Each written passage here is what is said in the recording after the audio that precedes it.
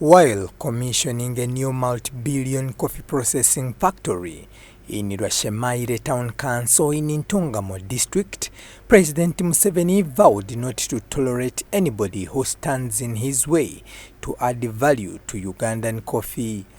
Konga batu yamba kusheshara obutare buriya obwa Amerika obwa Buraya n'obwa Kuri tuyine mukagwege tokubasa abuko akatare nakabo n'ubarakunyu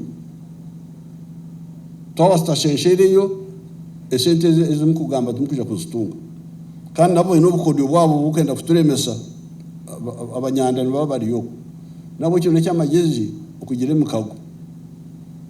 The president appealed to locals to increase the uptake of coffee and stressed the need to attract external markets if Uganda coffee farmers are to earn from the crop. The First Lady, Honorable Janet Museveni, thanked Nelson Ntungamo for the setting up of such a state-of-the-art coffee factory. Nanyenda kusima Ntungamo.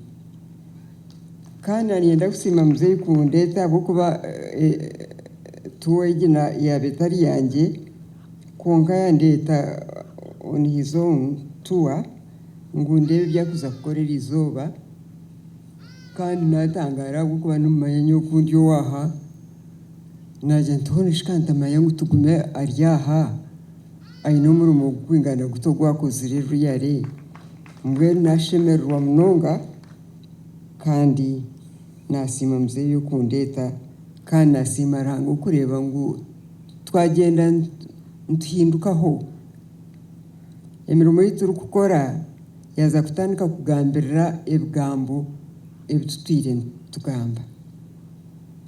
Nelson Ntungamo, the CEO Inspire Africa, challenged all coffee farmers in the country to invest in value addition, which he stresses that can best be achieved through collective effort in cooperatives. Several stakeholders in the business community of Uganda hailed President Museveni for supporting local investors.